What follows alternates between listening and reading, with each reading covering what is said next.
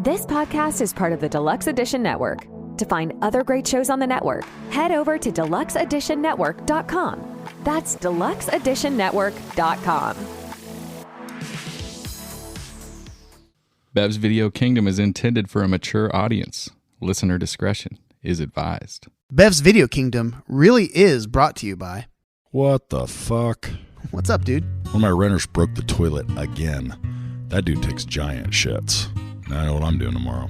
Why don't you hire a property management company or something to take care of that stuff? Because they suck, and they take 10%. You know, our dude Hank owns and manages Heritage Realty Partners. I think he said he only charges 5%, and he visits each property at least once a month. That's right. He's always posting beers from the road. You have his number? Actually, I do. His personal number is 805-451-5734. Perfect. Now he can deal with my renter's big shits. Heritage Realty Partners. For all your property management and investment needs.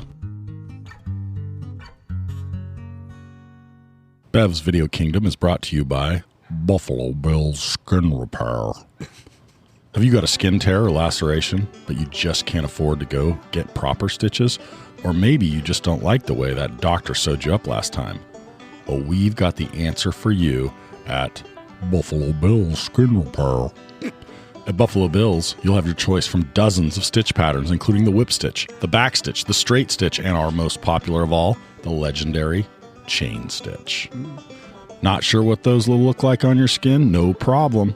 We've got lifelike skin mannequins in store to model all of our stitch patterns and get you the look that your scar deserves.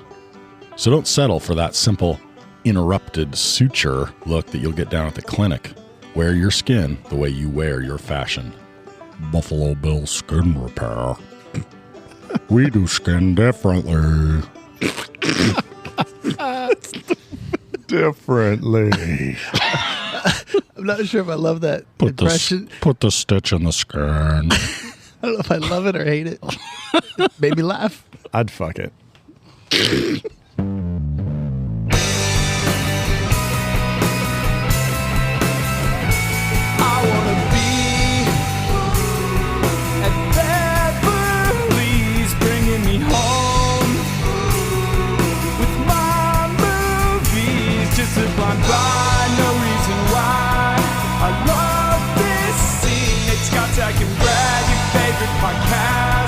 Start this thing.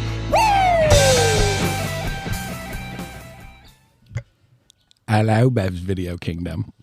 How's everybody doing? Put the Bev in the kingdom. Or you get the... That sounded more Grenadine like... again? You put the Grenadine Bev in the again. kingdom. Okay. All right, shit. How's everybody doing today? So scared. today we I'm are scared. gathered here in the Bev's outdoor studio, and we on purpose gathered during the day so that Nate would show up because he was so spooked by Silence of the Lambs. I legitimately cannot watch that movie with the darkness. Did you? So how did you? I'm curious. Before we even get into it, how did you watch it, Nate? I can't say that. Because you went ahead and just did the. No, it's because I watched it in a fashion. The Cliff's Notes. I watched it in a fashion that was both illegal and dangerous. Ooh. And so I'm just going to say I watched it on my phone. Okay. While driving? No, I wouldn't say that. So, as mentioned, we watched The Silence of the Lambs. So this is a weird one for me because I didn't see this until like way later after it came out. And I actually read the book and then watched the movie. And I read the book with the intention of watching the movie afterward. And I was like, I don't want to watch the movie before I've read the book. So I think it's Thomas Harris. Thomas Harris. Yeah, correct. Thomas Harris wrote the book. The book's very good. There's a couple of different, I believe there's some different ones. There's a bunch of sequels to this movie.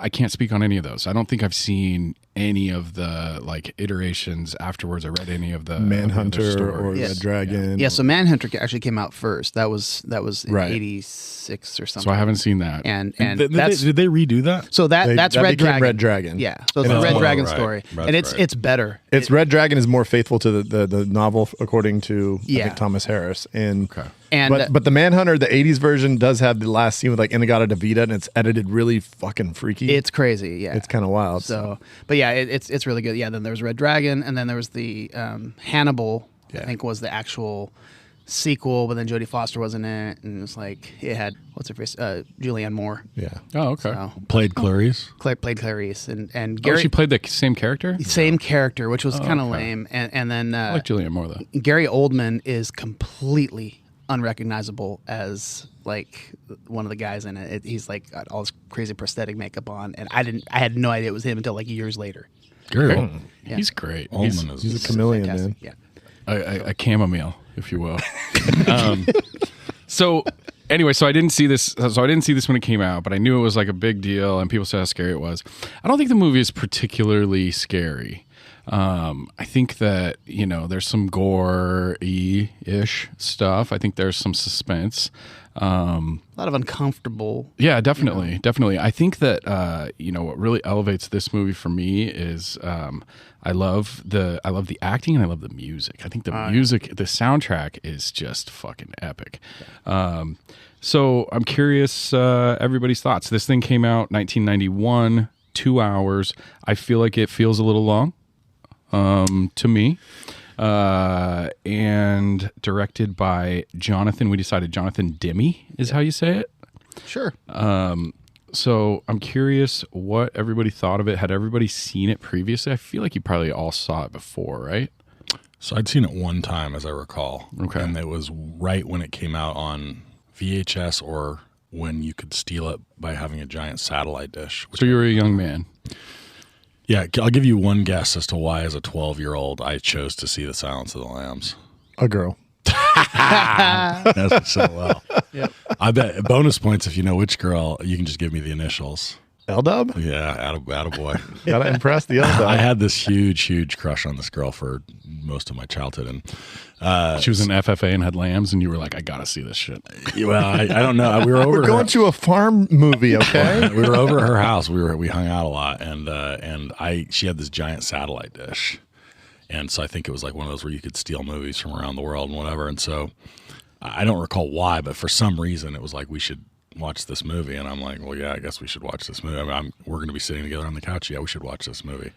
And I remember watching it, and it was like a little. It wasn't nearly as, it's not a jump scare movie, which that's one of my that, and plus like there's some creepiness, but this one doesn't have a lot of that.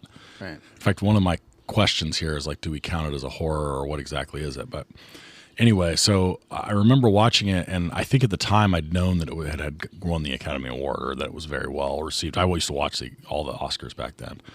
And I remember really liking it. Like, I remember thinking, oh shit, like I just saw, in fact, it might be the first time I remember seeing a movie and being aware that it was really critically acclaimed and being like, okay, I get that. Mm-hmm. Like, I was just old enough to see it, know about the critical acclaim, and being like, oh shit, like that was a good movie. Mm-hmm. And then I didn't watch it again for 22 years? 32 years? 32 years.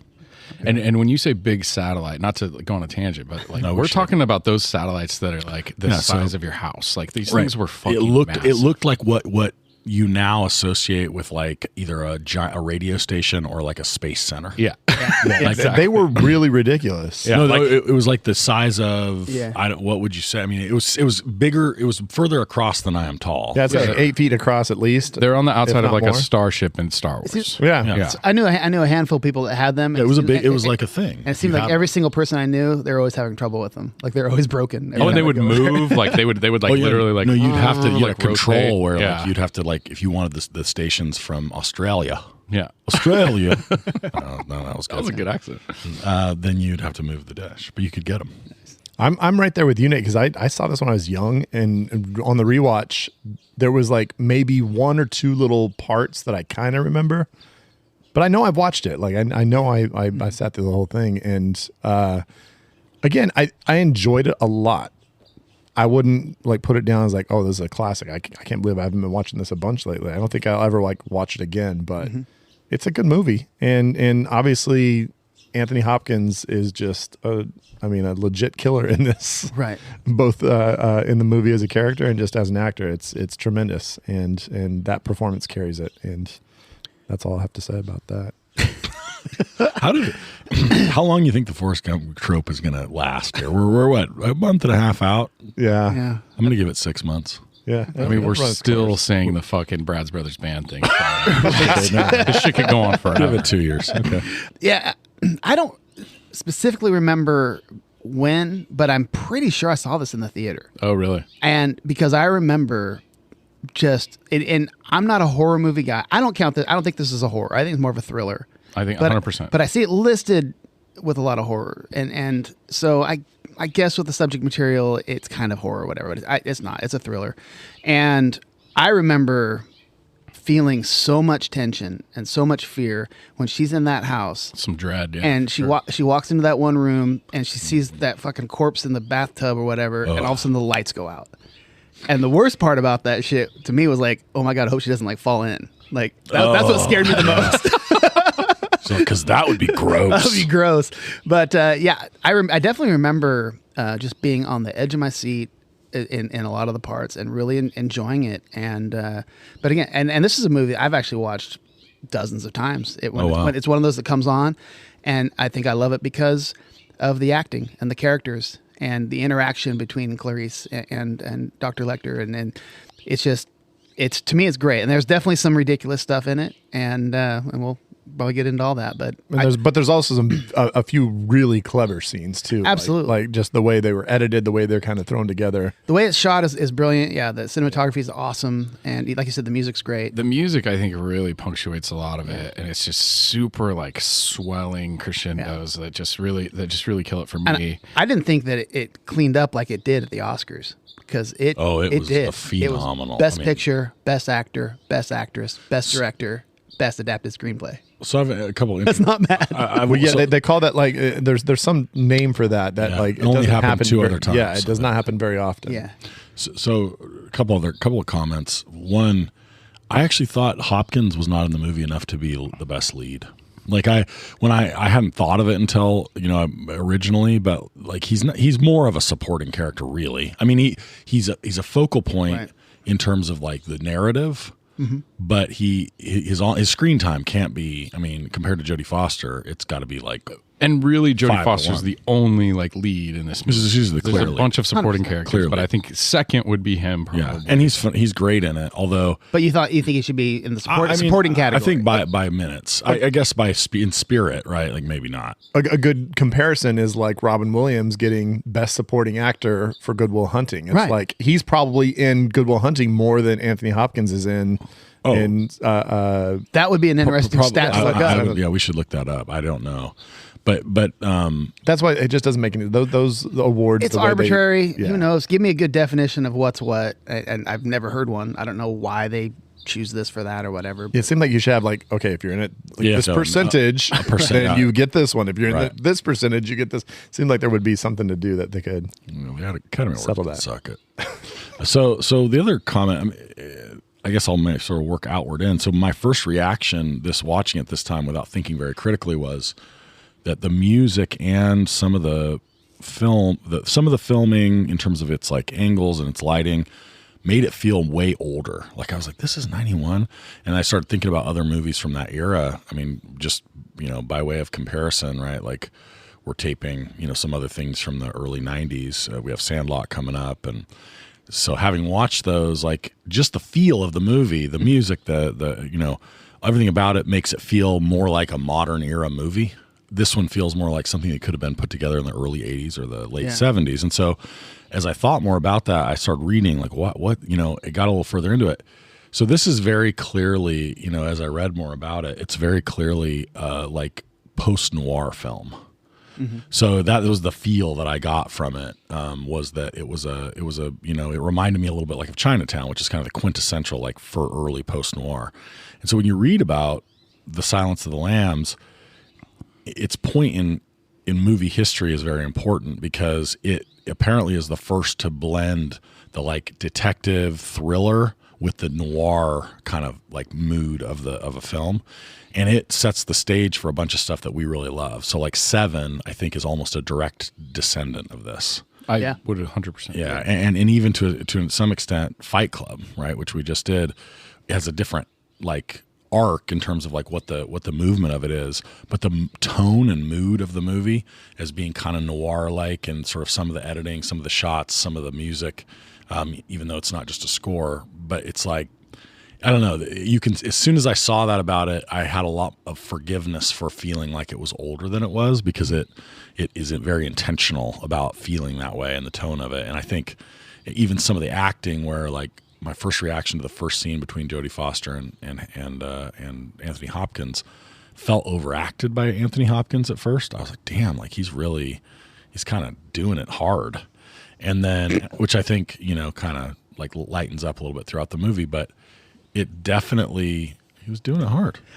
Sorry, I'm a fucking funny? child, dude. What do you want from me? He's Hannibal Lecter, okay? He does it hard. I'm a gigantic There's bearded mungu baby. flying all over those cells.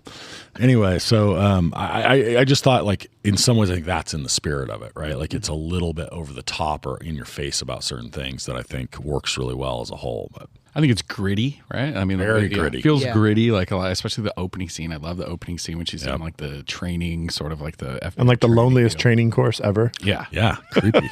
it's creepy as shit. It kind of reminded me of like Luke, on On like, Dagobah? On Dagobah. Yeah. Yeah. Like, So is Jodie Foster doing an accent, or is that how she speaks? Because I love her like Southern sort of accent that she has. I don't know. We'll have to look that up.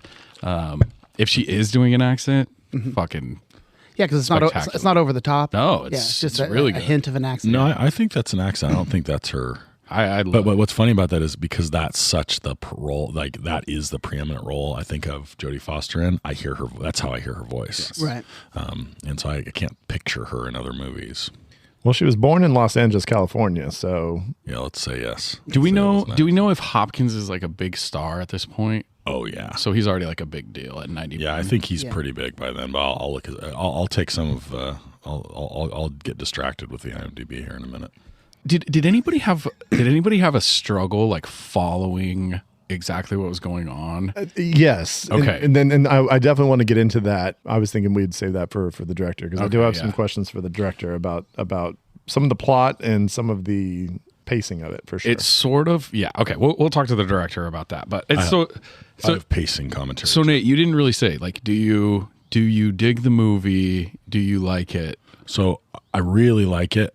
I would say, and this could very well be the company that I was in when I was in first saw it, but I would say I liked it less. I liked it more. I was more impressed when I saw it the first time, and I think that I liked it less this time around. But I don't think like significantly less. I still think it's a really good movie and it holds up really well. Yeah, and I like it. I mean, I like the movie. It's just a matter of, like I said, I appreciate. Like I went to a concert just last weekend, and it was super talented musicians. It just was not my style of music. So it's like I can appreciate the talent of it and the performance, but the music itself is not my thing. So like Silence of the Lambs, there's a couple things I really like about it. But it's not necessarily my style of movie. I don't know. So. I think you're right about like Seven is definitely like heavily influenced by this, and I think one that really I think is heavily influenced by this movie would be Something About Mary. You really don't see like fucking cum in a movie. I was just saying, the throwing of cum is something that's specifically draws back to this movie. I think it's the first instance of cum throws. Yeah. In a movie. I like Yeah. what is it you're calling it, mungu? Yeah. Wait, sometimes you refer to it as flinging mungu. I've never heard that. Never. Yeah, it's a pretty common term. Well, both Kind of like those pissing up a leg. Yeah. Well, both those People movies say it all. It's both things all the time. They both got Academy Awards for jizz shots, right? Yes. Yeah, I believe so. Okay. He definitely. I learned a word today, yeeting. So like he yeeted that mungu. Yeah. I don't know what that. Our younger listeners will get that. Okay, There you go. perfect. The one 12-year-old. So the one thing I don't have is budget and box office, but I assume this thing killed it. $19 million budget, Okay. $272 million. Yeah, I mean you just can't Dude. beat that. I mean that's just out of control, right? I got a feeling this is one of those word of mouth where it's like, oh, dude, you got to go see. Well, and then they got to had go see the this. Oscar push probably just was a lot of that as well. After they won everything, then people go out and act like sheep. Yes, I think it got a big boost after the box sure. office. Yeah, and I think, when does it release? I mean, I think it ran in theaters again or for a while. sure after it did, yeah. Yeah, they typically do. Back then they did. But yeah, because I don't know how Like, it'd be interesting if we actually did a bunch of research on this show. If It'd be interesting if we actually like prepared. how successful horror/thrillers are in general, as far as like, I know slashers and stuff like that. They'll make like 60, 70, 80 million bucks. Sometimes they'll top 100 million on like maybe Scream probably did that or whatever. Yeah, I mean, But- like you're talking like the 0.1%, Right. of them. But how often does a thriller, horror, or whatever go over $250 million? It's got to be fairly rare, right? So I think now more rare than in the early 90s, like late 80s. I think, they just don't make movies like this anymore. Like they just don't make fucking cool adaptations of shit that hasn't already, like they'll make a fucking Silence of the Lambs reboot. I guarantee it. Right. And it'll be fucking dog shit. But I just feel like they just don't do shit like this anymore. I just saw that it came out on Valentine's Day. No shit. I'm thinking there was a lot of couples that probably let's go to the movies, and we're just like, oh, The new Jodie fuck. Foster. Let's go. There's probably some couples it's that about broke up that lambs. night. What did you take me to? I thought this was gonna be a romantic comedy. Dude, that's wild. What a weird release date. Yeah, that'd be a fun Valentine's. The part that really hit me on this rewatch that I just love about this movie is how well done the switcheroo is with the meat mask, and sort of that cop just laying there dying. You're trying to figure out where he is. He like strategically puts the guy on top of the elevator and all of that. Like that switcheroo is so good. Yeah. I think that probably like shocked people. In the thing, the lady's running down the hallway, and you're still kind of trying to figure out what the hell's going on. Yeah, I don't think anybody guessed that it was actually him in that gurney as they're riding down the So elevator, good. and the blood start dripping down onto him as Yeah. he's laying there, and you think he's on the roof, and yeah, I didn't see that coming. I think that's just good filmmaking. Like you could Yeah. fuck that up easily and make it either too obvious or like too like I don't even know what's happening right now. You know what I mean? I just felt like the way that they did it was just killer. Yeah, So to comment really quick on Hopkins' career, so yes, he was well known and he had won some BAFTA. I'm not familiar with that. Like that organization. Back to the Future Award. Yeah, that's what it is. I think it's English. I think it's Yeah. Europe. So he won a number of television, like Best Actor awards for different miniseries and series in the 70s and some in the early 80s, and then like some TV movie stuff. So he's known and he has he's a leading character for sure, but it's really Silence of the Lambs that This is breaks what- him out yeah. into the film like mainstream worldwide. this launched him into superstar. And he won the Oscar for Best Actor. So like he's just like So here's the crazy thing. He wins for Best Actor. This is 1991. It's his first nomination for Oscar nomination or win. He's then nominated in 94 for Remains of the Day, nominated for Nixon in 96, nominated for Amistad in 97, nominated for The Two Popes in 2020, I was gonna say that's new. and he wins for actor in a leading role in 2021 for The Father. So think about that. Well, he was also in Westworld too at that same time. So like he was doing awesome work in the first season of Westworld. That's 30. He wins his first Oscar pretty far into his career. I mean, his early credits are in the 60s. In 91, like 30-ish years into his career, he wins his first Oscar. And then 30 years 30 later. years later, he wins his most recent. Like that's some badass shit right Yeah. there. And it tells you a little bit about, like I think we often think about actors, especially I think women in some ways, but all actors as being a young person. Like if you're going to have a great career, you got to break in early. I think I have that implicitly. But we run across a fair number that like they don't really break out until their late 30s or 40s, and their career really like gets going at that point. And this is in some ways like a great example of that. I mean, he's definitely in his middle age before he breaks completely out, and then he's Sir Anthony Hopkins, right? He's one of the most decorated actors of all time. Sorry, I wasn't listening to anything you said because I'm just distracted by Brad over here because he's just got a shit-eating grin and just some hardware on his shoulder. What do you got there, Brad? Oh, just the title belt for the Deluxe Edition podcast. What is up? That's right. We are the Deluxe Edition Network podcast of the year. And we recently received this beautiful belt / trophy. I mean, it's what, like over 5 pounds of of leather. Aren't belts supposed to hold your pants up? Yeah, So I feel like this would immediately take those Yeah, pants yeah. down. It's essentially pants. Well, in the business, we refer to this as a strap. as a strap. Yeah. And what kind of business was that? I don't know if Podcasting. Professional wrestler. I would say Brad's a professional wrestler. Anyway, we didn't really discuss the Deluxe Edition Network off the top like we normally do, but we'll discuss it now because we are the podcast of the fucking year. The deluxe edition, they call it the Den. The Den. I'm wondering too, Call like, it the Den. because maybe we cut this if you guys feel like it, but like, did they release the tally of the votes?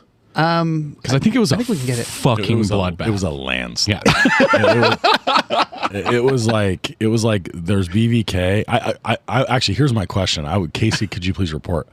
I would wager that we got more votes than the field. Wow. No, I think so. Okay. I was going to make a bad, distasteful joke, but yes, it was good. It was good. Great job, guys. So just in case you're wondering, who's the pod of the month, by the way, since we have to talk- on the network, there are other podcasts other than us, the podcast of the year, as I it's mentioned. the June pod of the month. So we got the June pods of the month, co-pods of the month, Barrel Aged Flicks, and Deep Dark Secrets. Which Deep Dark Secrets we haven't talked about. We've talked about Barrel Aged Flicks. Great guys. We've been on their show. Super fun. Definitely check them out. Deep Dark Secrets is a show about the death fetish community and kind of exposing it and exposing some of these creeps and people that are into crazy weird death fetish videos and creating death videos and stuff. It's really crazy shit. So could you extrapolate and say that like some of the death fetish videos were heavily influenced by Silence of the Lambs? There's a very good chance that the crossover is pretty similar. I bet you it's pretty high. So anyway, definitely check those out on deluxeeditionnetwork.com, wherever you get your podcasts. We also do have one sponsor for one episode. One of our regular voters, somebody who voted. Actually, the two people that I think voted the most for us are sponsors.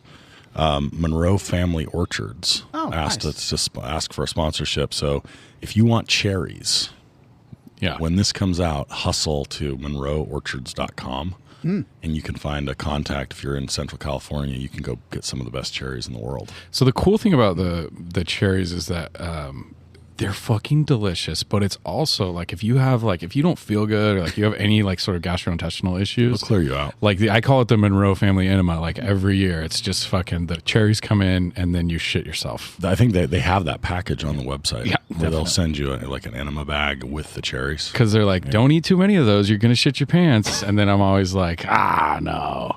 Well, check. And then I always shit my pants. Check in with Keith. Find out if there's any cherries left, and if you get this later, and it's the fall, you can get some almonds, as we call them, almonds here. We can get some almonds and walnuts from MonroeOrchards.com. So check that out.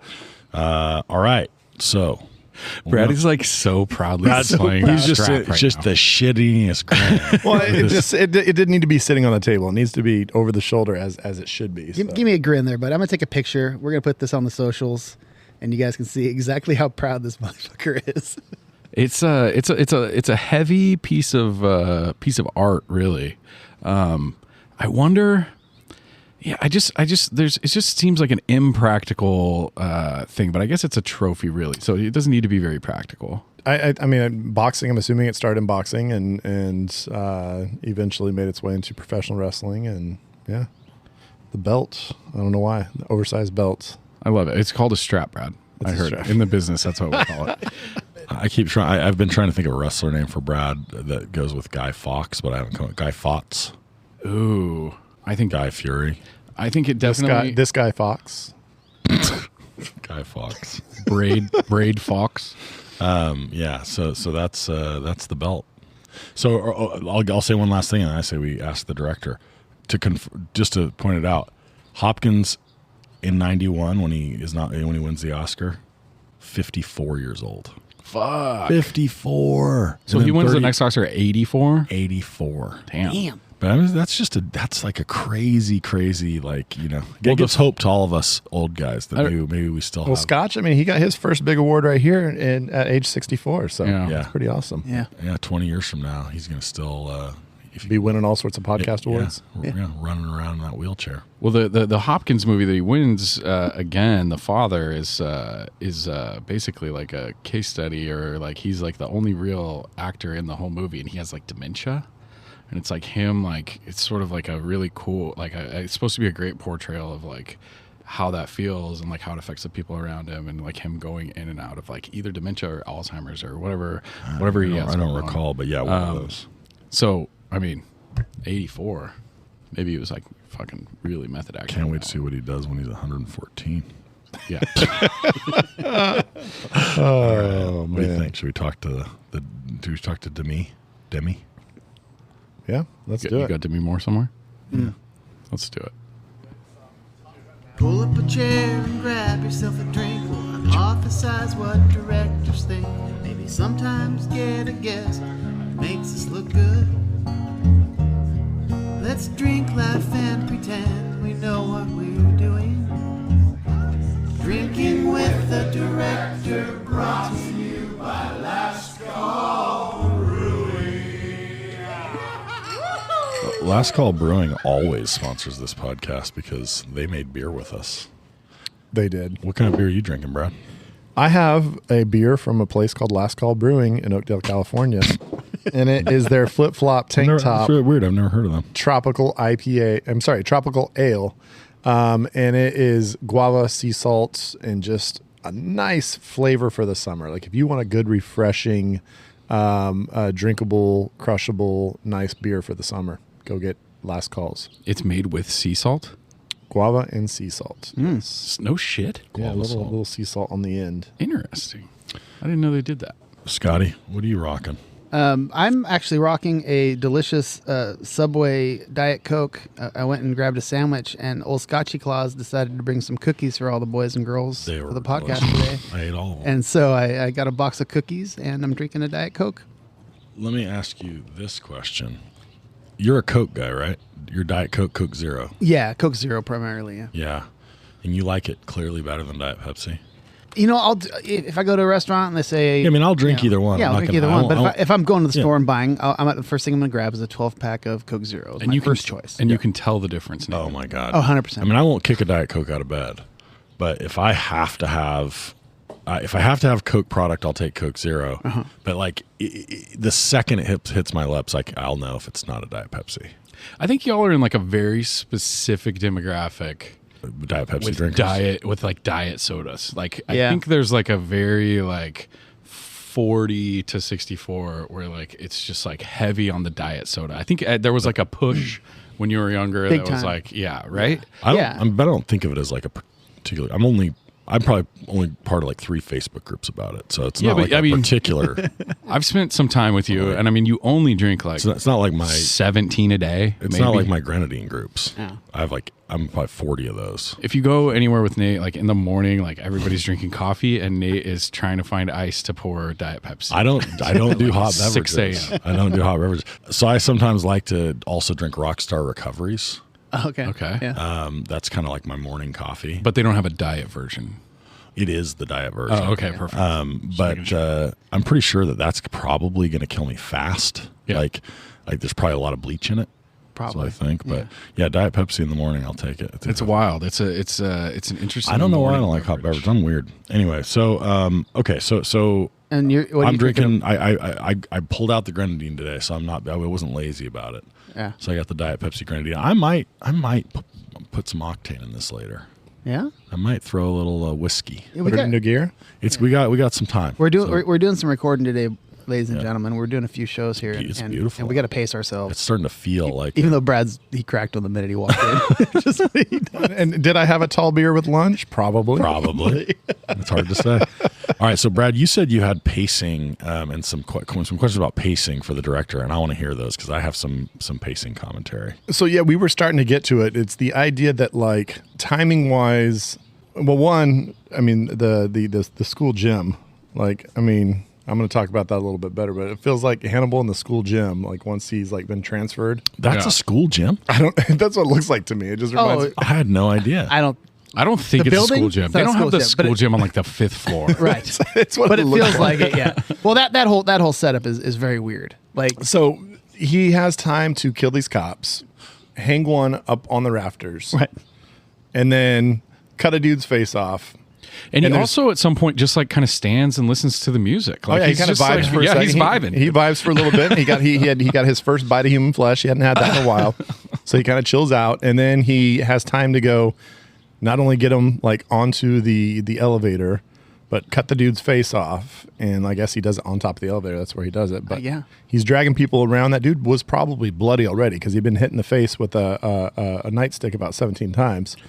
So He there's went no blood aggressive. streaks like across the floor. And like, how long did he have to set this all up before the cops were like, maybe we should go check on that Well, psychopath who's like in maximum security prison? Well, he had plenty of time because they literally had 2 guys watching him and 536 people downstairs waiting on the first floor. They were just chilling, Just too. hanging out. drinking Diet You know? Pepsis and shit. They never checked in like, hey, how things are going up there? Like they never did that? No. What, yeah. it Oh, they just- got it. Those guys are pros. Yeah. Yeah. Oh, they'll just, they'll handcuff him to the wall and everything will be great. So it just like the timing of it just seemed weird. Like with all those people there, it seems like somebody would have been like, hey, we haven't heard from Bob and John yet in a while. So maybe we should go check on them. So I'm curious about this. So you read the book, Yeah. right? Now, is that similar to what happens in the book, or is that completely We're talking 20 years ago. I don't remember. okay? Because that'd be a question I'd That'd be a wanna great know. question for somebody that did research for this podcast. Because like that whole setup is pretty damn ridiculous in my Well, yeah. opinion. So do they build the cage like because how many prisoner transports need that like level not just of security but space? Like, But why they set him up like a full bunk, like a whole bunk room in there. So you He's gotta got, remember, like- no. This is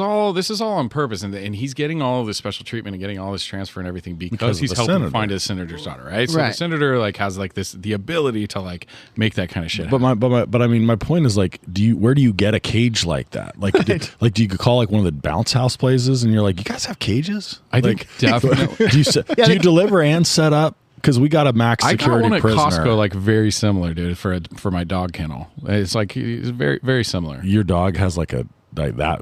How big is your yard? Used to. I got rid of I want to see your dog's muzzle. it. He doesn't have Yeah, you got the Hannibal. Oh, I wonder if you can get a Hannibal Lecter muzzle for your dog.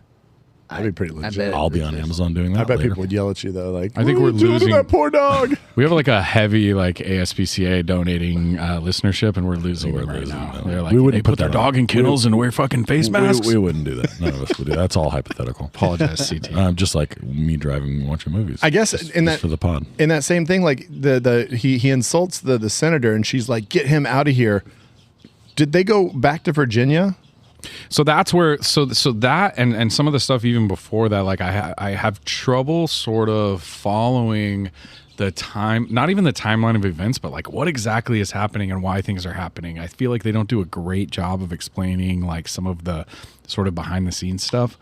But I don't know. I mean, he goes hard on like her on like the nipple comments to the senator for seemingly no reason. This woman who can basically like really help him out. Yeah. And like do some things for him, and he's just like talking about how toughened up her nipples are. right. But I mean, hey, I guess when you're into that, if that's what you're into, I just think that's kind of how he is. He's just like, he's Lacks some filter. give them what they want. He's and going to then- say what's going to make because like, yeah. I think he knows that it's probably all bullshit. They're probably just going to renege on everything they promised him anyway. So he probably says, you know what, screw it. I'm going to just get a little dig in on her. I guess So, when and then she say, take him home. So where do they go? yeah, get rid of this. Why guy. did they go to the school gym? Yeah. I don't know. They just brought him like off the plane, and they could have just put him right back on, right? What building was that? Is there a chance they're going to let the kids kind of parade by and see him as like a Like a zoo. yeah, just like, hey, we got him here. He's in the city, and like we just had that like that like owls and other critters guy cancel on us. Yeah, it's like we got some Reptile we Ron. got some fourth graders we've promised an assembly to. Yeah. By God, we're going to give it to them. Let's go see Hannibal, the musical. So I agree. It was a little weird. I think that like two cops, when the guy's in a jail cell, like you send two as sort of like a buddy system. If something happens to the one, you've got the other guy there. Probably got a guy watching on the outside too. I mean, I think this was before like real like surveillance, right? Cameras didn't exist back then. He had some advanced fucking night vision. They had cameras in the jail where they They had a whole bank of cameras and shit. That's true. They wouldn't have one camera set up in there. Well, that Johnny's Jumpers doesn't deliver cameras. Oh, they gotcha. only do the. The high school gym.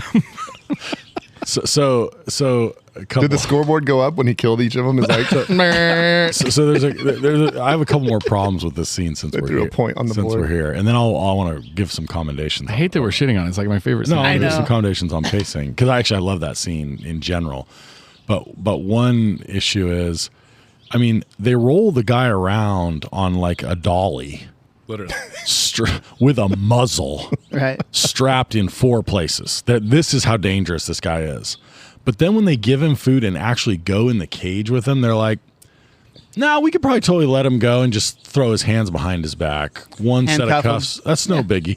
Any other time, we've got to actually have him, fully restrained. But right now, we're good." well, and I noticed about what's 17 different things in his cage that he could probably use as weapons or like dismantle and like what's going on The here? guy's a face biter, and you're just going to be like, "I'm going to trust you to put your hands behind your back while I go ahead and cuff you." And what got me too was like he's literally in that cage area, and they're like, "Go put your hands behind the thing." Like, do they show? They don't really show where he gets the key. He's kind of holding it behind his fingers. No, like, I know that, but But where does he get it originally? He swallowed it. So they basically, when he got the pen from Dr. Chilton originally in his original cage, whatever. How did I miss this? They show the pen laying there, and then they show his face. He looks at it. and then Chilton goes to grab his pen, find it, yeah. and he can't find his pen because Lecter got the piece out he needed and swallowed it. So he's sitting in like behind this little curtain when they're getting ready to bring his dinner in, and you see him, and he's. So I saw that. I Yeah, saw that. but he regurgitates I didn't it realize. out. I didn't realize that he like fashioned it out of a piece of the pen. I guess. Yeah. I It was must a have- piece of the pen. I must have also been love it that peeing. they gave him that little, like, what do they call it? It's like a little, the little shade. They're like, Privacy curtain. Privacy curtain. We don't, We call that a we lactation respect your shade. modesty. I mean, we'll roll you around like a piece of furniture. Right. But when you're in your cage, you should have some decency. Was there a Shit on toilet in your there own. or like a little chamber pot? Well, that's Like- why. Probably That's why the little curtain was there, so he could shit in peace. Yeah. Because there was literally no one in the room with him. So the other like hilarious moment in this thing, besides it being in a high school gym, is when the cops finally figure it out and they make their way up to the room and they all bust in. They all come through the door at once, pointing their guns in different directions, and I swear to God, it could be a movie out of one of the police. I've seen out of one of the Police Academy movies. It is hilarious. They do all point at all the angles. in every different direction, and you're just all what like. Hey, the FBI is very hardcore about their angles because that's what they tell Clarice. Remember, I know. like she gets capped in the back of the head because she didn't check the angles. He's gonna take All a right, blind 8 spot. of you in at the same time, everybody different angle. Yeah. And I hate to keep shitting on it, but like the Well, comment, but let's the do it. comment where they're like, "This fucking guy, we're getting him a second dinner." Like, they're really pampering the fuck out of him, right? I mean, Right. they already got him rare lamb. Rear lamb chops. They're gonna bring him. They're gonna bring him more rare lamb. Yeah, he's hungry. I mean, I guess I'd be hungry too. So- Before we get to positives, let's just say a couple weird things before we get because there's a lot. Before of we get to positives. positives. Yeah, keep let's just end on with a little bit more shit. One, Clarice, when she goes to the poor girl that got murdered, and she's at her house, and like the dad's outside, and she's going through her room and like her possessions.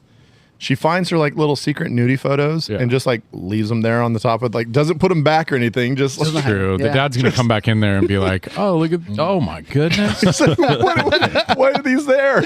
I think really what that scene really shows me is like how far we've come as far as like personal naked photos, like from like Polaroids hidden in your jewelry box and your like super like loose underwear, Yeah. to like Snapchat. You know what I mean? Yeah. Like we've Oh, yeah. we've come a long way. It's changed a lot. And then I didn't get so they found her dress and then they just taped the little triangles back into it. Is that how she figured out that he's making No. No, She just- that it was just the pattern that made like her she think of it. It made her think that because she had seen that same pattern on the corpses, the guy was mimicking a pattern that was on that he'd seen sewn on the dress. It just made her think of it. It wasn't like Yeah. that. Yeah. I thought they got like her dress back from like the scene of the crime and like he cut pieces out of it and they were just like, well, let's just tape It those made back. her realize that he's making a suit Okay. using a pattern. So I was a I, little confused on that part. I have one other problem since we're at that scene.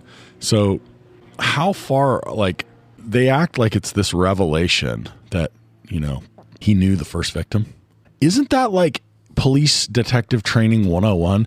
Isn't like the very first thing you say when you're like, okay, when someone kills someone, just assume they knew them Right. first. Or it's like 99% Yeah. of people that get killed are killed by someone they know, right? And It's like, I think this is also like serial killer 101. Like, how many movies and TV shows have you seen where like they, I mean, I think this is Zodiac.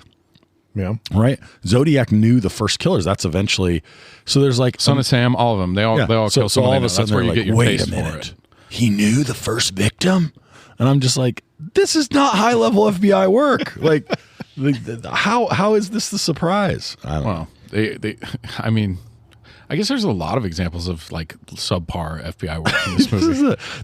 This is an era of the FBI where like they needed some serious overhaul. This was apparently. pre what's the Netflix show Mindhunter? Yeah. Pre Mindhunter. They weren't quite ready for the big leagues yet. I guess so. And then one last, the handshake at the end with Clarice and the guy, it's like very weird, and like they focus on their hands in like a weird way, and it just seemed odd. Well, they created this kind of weird little sexual tension. That's exactly what I was gonna say. Yeah, I was like, why are they like kind of like getting all touchy handy with each other? Because like, Lecter is like, he like alludes to it earlier. Like, do you think he likes you sexually, Clarice?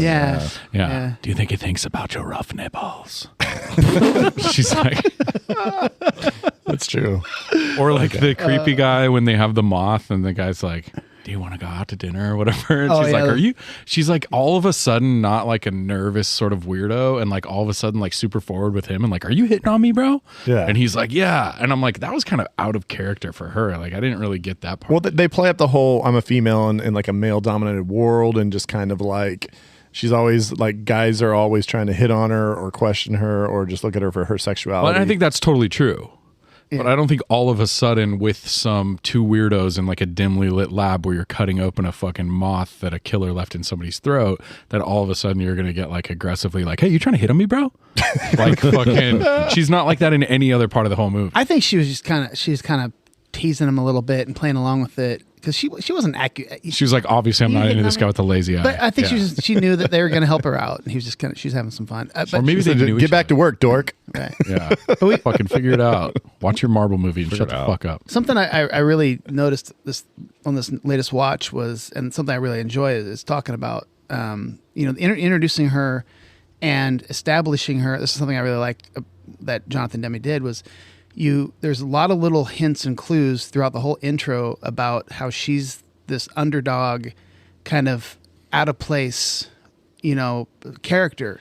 So basically, as she's walking through, after she said she's going to go to Crawford's office, she's walking through like the different places, and everybody's kind of looking at her. She's walking by, and like you almost see like little grins, and like, so you always kind of immediately see that she's kind of, not your typical hero in a way, because like she's a woman surrounded by all these men in this male profession, and then she walks in that elevator and she's like tiny with all these dudes standing I love behind that her. shot. That's one of my favorite shots. So but leading up to that, there's a ton of shots where as she's walking by, everybody's just kind of staring at her going, hey, who's this chick, what's she doing here, like, or she's only here because she's cute or whatever it is. And this, I mean, if you think about the timing of this, right, like in 91, that would have been a time. I mean, Working Girl comes out, a couple of years before this. Yeah. And like, this is a time, I think a lot has changed. I mean, there's plenty of subtle and maybe not so subtle misogyny around. So I'm not saying, I'm not getting on sort of the like everything's fixed train at all. But it was a time where like women were being and having to be very forceful about like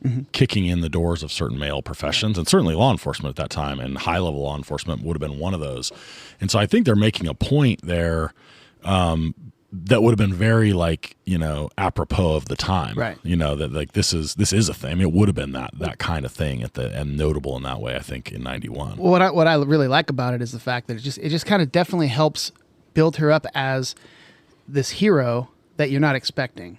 It's like she's a trainee going up against Hannibal Lecter, and she's definitely got all the cards stacked against her. They even show her in the training thing. She doesn't check her blind spot. She gets quote unquote killed or whatever. So they keep showing her, and it just kind of it pays off for her being the hero at the end, because you're just saying, man, this chick's basically going up against everybody, and she pulls it off and you're not really expecting it. So I just like the way they kind of built that out subtly throughout. And I think Jodie Foster, deserves a lot of the credit there too. Yeah. I mean, as much as Hopkins is great in this, it is clear that Jodie Foster is overwhelmingly deserving of the Best Actress.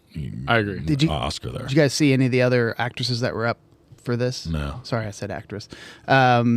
But so Well, I will allow. I'll allow it since the Academy Right. forces it. If we're talking awards. so it was actually offered to Michelle Pfeiffer first, Oh. and also Meg Ryan, and they both turned it down because they thought it was just a little bit. The subject material was a little creepy. I don't think Meg Ryan could do this. And then I think Pfeiffer could do it. Laura Dern was another one. Oh, I like Lord. But the studio didn't think that she was bankable. Was the quote that I saw. They didn't think that she could bring people in. So Laura Dern would have been. Yeah, I think Laura Dern would have done a good job. But obviously Jodie Foster Yeah, she was knocked the it out of choice. the She was park. fantastic. And there were some very interesting Hannibal Lecter alternates as well. The first name I saw, Sean Connery, was first. Oh wow. Hello, Clarice. Clarice. How tough are your nipples? Hopkins, when Hopkins got the quote, I think he says that to women all the time. he probably does. After he punches him. When Hopkins got the script for the first time, he asked if it was a children's story. He's like the lamb. Silence of the And Lambs? then some other names I saw considered for Lecter were Al Pacino, Robert De Niro, Dustin Hoffman, Daniel Day-Lewis, and Forrest Whitaker. I'm going to say they all would have killed. I think it would have all been different, and I think they would all done I a mean, decent those are job, all but those are some yeah. heavyweights right there. It's kind of So- interesting. No, I mean, and interesting that they were all, well, not all, but many of them were more established and at the time, in some ways, right? But like, couldn't have been better. So the other thing I like about the pacing, we were talking about pacing. If I'm talking positives, I was really struck by how much happens in the first 20 minutes. It's like half of the scenes that I remember and really love, and the conversations I love, happen in the first 20 minutes. And yet somehow it doesn't feel rushed or forced. It's like they waste no time, and along the way they give you tons of cues quickly about like you were talking about, like who the characters are, what the dynamics are, and you get to see all the main characters interact in that period of time. And for me, that was one of the things that I think, it does have slower stretches later that weren't bothersome to me at all. But I think like it draws you in and gives you the tone of the movie really, really fast in a good way, I think. How impressive is it, as someone that sort of knows these type of things, like how impressive is it to be like, I've got a degree from UVA? So Is that like super impressive? yeah, so UVA Is it a big, like a good school? It's a, I would say on the East Coast, if you're in the Northeast and especially if you're in the DC area, it's sort of Ivy-ish. Is it? Okay. Yeah, I mean it's not an Ivy, but it would be thought of as like one of the best. If it's not the best school in the South, it's one of the best schools. Interesting. I would say UVA and probably Duke are the two. Like, No shit. yeah, those are the places where you'd be like, oh, if you're in the South, and, She threw that shit back at that dude when he was like, yeah, UVA. If you were, especially if you're in DC area, you'd be like, oh shit. Yeah, Okay. UVA is a big deal. Small student population, very hard to get into. nice. One of the scenes towards the end, pacing wise, that I really like too is the where they have you thinking that the FBI is going in to get the killer, to get Buffalo Bill. But then all of a sudden, like the bell's ringing and they're ringing the doorbell and the guy's standing there. And then like, so he comes That's out. great, right? And then all of a sudden you realize, oh, I love- shit, this is a different. different That place. little switcheroo was Fucking tremendous. amazing. I love That's that. a one of great, That's one of my shot. favorite like pieces of directing and editing in the whole movie. Yeah. It may be my favorite. And then the realization on his face when he goes, Clarice, because he knows that she's probably in the right spot, and yeah, it's great. They do really good with like misdirection. I think they do that well in the other scene with the face mask or the Yeah. flesh mask, and then in that scene too. I think they sort of misdirect the audience. Well, the gap in particular. So like you get to see just enough of the Lecter interaction with the cops to give you that like taste that you want of seeing Lecter in action.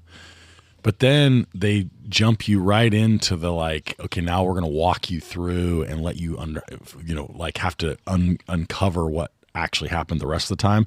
And then when you finally get the two big reveal moments where they walk in and see the like, the sort of angel of death strap, kind of up high, and the sort of like, the carnage of the room. And then you eventually like obviously figure out that he got out in the ambulance. For me, the cleverness there, similar to the cleverness of the swapperoo for the doorbell, is like it's the genius of them. I mean, that's where the movie, that and the acting, those showcase the There genius. was one little thing like I thought they threw in there just to make sure that you don't start sympathizing with Hannibal Lecter too much, because like you kind of like grow to like him in a weird way. Yeah, root for him a little But they throw in when like after he killed 2 ambulance workers, and then he killed like a rando, like he killed some tourist, or they say. So it's like they kind of throw that in there to make sure you're like, no, this don't feel like any attachment to this guy. This guy's a horrible fucking human being and will do horrible shit to anybody. But then at the very end, he's gonna have an old friend for dinner, which is Dr. Chilton, that scumbag, which makes you. Were you happy when you heard that line? I was kind of happy. I loved that he fucking Chilton was going to get killed. Super happy ending, which is weird. Why? Why were you excited about that? Because he's a terrible douchebag. He's a douchebag, and is he really? Oh, he's terrible. the doctor that runs the place. What is he? What is he truly terrible about? I mean, he literally tries to take credit for a bunch of shit. He like tries to fuck shit up. He freaking inserts himself in the thing and tries to be a gatekeeper. He's really mean to Hannibal. Yeah, he told him that super mean to Hannibal. Hannibal didn't deserve that kind of treatment. Come on, dude. Anyway. So he deserves to die for this. I wouldn't say that. My threshold, a little satisfaction. just to be clear, my threshold for killing, it's kind of low. You are abnormal. That's for sure. I'm like, oh yeah, no, he should die. And then her going into the house, like, and once she realizes, like, no backup, she knows that this dude is evil incarnate, and she's just like, fuck it, I can go alone. And she's just running through the house. She didn't know. She didn't know when she came in. She didn't know. So I don't love the interaction. I love the interaction when she goes in and went up to the point where she figures out and he runs out of the room. I love it, and I hate the rest of the time. In the house. Her just bouncing between the rooms, just like, pointing the gun everywhere. She essentially completely commits all of the violations that she's like trained, that she fails at in the training. I'm like, he could have killed you around every single corner. Like, this is not going well. And how many rooms are in that like basement area? 74. Like I feel like there's a door every time she comes out of a door. There's another door. It's a labyrinth. Like, this is a fucking straight labyrinth down here. Yeah. And how did he get the pit down there? Like that's a deep Could pit have been an for old being well already. or Yeah, I think that was a well for sure. Old water well. That makes sense. Well, now one thing my number one question that maybe we should do some. Actually, you know what? I'm going to save this one because this is my body bag. I'm going to save it. Okay, maybe we should. Should we go on to Snag Shag? What do you think? Any final thoughts? Any other really small and non-committal comments about this? I think the last scene, the very very last, when the lights go out and the night vision comes on, you realize he has the night vision. And he's right behind her, and he's like doing the like reaching out and like wanting to touch her thing. Like, I mean, I get he's a weirdo, dude, but you're like so close to getting caught, you just shoot her in that head. Like you shoot her like immediately. Like, I was bothered by that. Yeah, he fucks around way too much. But besides that, well, then even when he actually is starting to aim the gun, she still has somehow like the ability to like how does turn around and get a. She hears the gun click. She hears them cock. Right. Oh, okay. She hears the gun click, and that's why she flips around and just starts fucking spraying. Okay, I don't think I caught that. That makes me hate that. So he picks up the gun and doesn't click it before, like get it ready to shoot. No. He waited because he likes that click. I also, as somebody that's not like a big gun person at all, really, like I've shot like guns, handguns. Do you have to pull the hammer back like that? Because I thought when you pull the trigger, it'll eventually go back and then go forward, right? If you have to pull a lot harder though, so that's going to hurt your aim. Yeah, if you click it back, but it's like literally point blank. It's literally point blank shot the back of her head. I feel like you don't have to click the hammer back. You can just pull the trigger and it'll fucking go back and go forward, right? Even if you're close, it's easy to pull when you pull a gun. Like a lot of people miss with a handgun. That's why it's not like if you're gonna have home defense. That's why they say don't use a handgun. Use a shotgun because you're probably gonna miss. So shotguns, your odds are you're not gonna. But yeah, it makes it easier to pull that trigger if you cock it back first. Interesting. So may depend also on the gun, but. Anyway. I feel like Buffalo Bill, who they kind of spend a lot of time like building him up as this like super calculated, super smart guy, and then every scene that he's in, he comes across as just a buffoon. Like that happens a lot of movies like that, though. Yeah. All right, Demi, we'll see you later. You made a pretty dang good movie, and it obviously Hollywood thought so. Wouldn't know it by listening to us.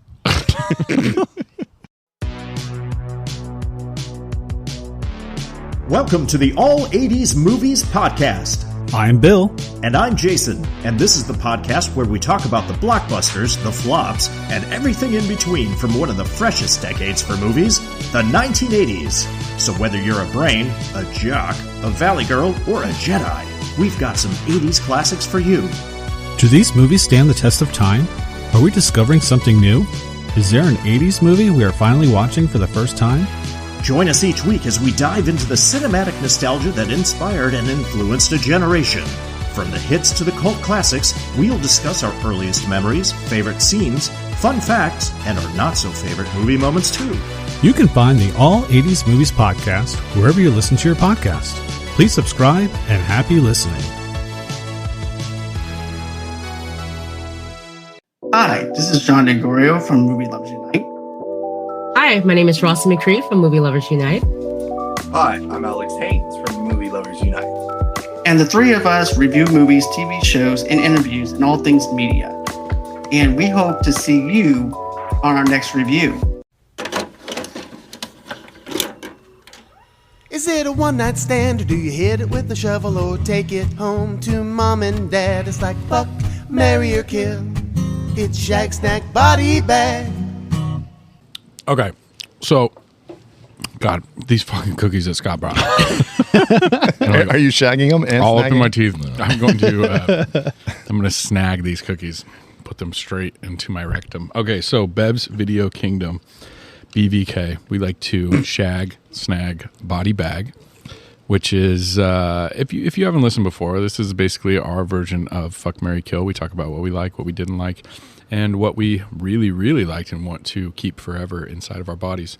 So, Nate, if you're going to shag something from Silence of the Lambs, and shag would be something that you really like and you want to fuck it really quick, what are you gonna one time tag?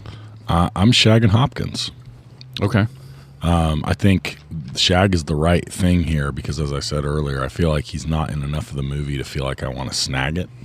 And I also feel like I can't think of you talked about a bunch of his other roles. I don't think I've seen any of those movies, and I don't really love him in anything because I don't really know him really besides Hannibal. Yeah, I agree that for me, this is by far his most enjoyable and best role. Yeah, he's so good. But despite I think in the very opening scene being a little fast out of the gate, he's so good. And I would say that we can't too much of Hannibal in this movie would have been too much.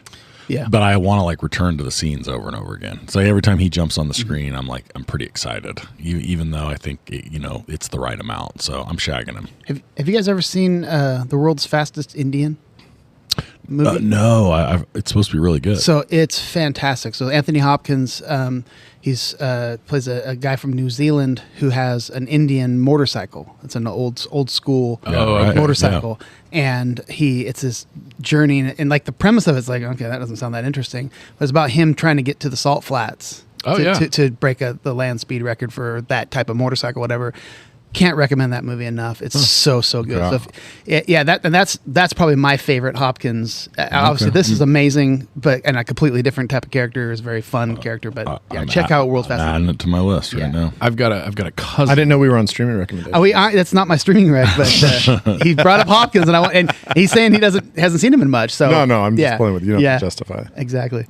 I've got a cousin, and she is a really interesting person, but one of the things that she does is races motorcycles. And she for a while was doing super fast shit at the salt flats, going fucking fast on a motorcycle. That's just so crazy. 200 plus. Yeah. I mean, it's I guess it's really flat too, so it's perfectly set up for that sort of thing. I don't know, it's so weird. I've never been to the salt flats. It's supposed to be kind of cool though. Have you been to it? Salty. I mean, I love fucking salt. Really? That's the Rocky Mountains.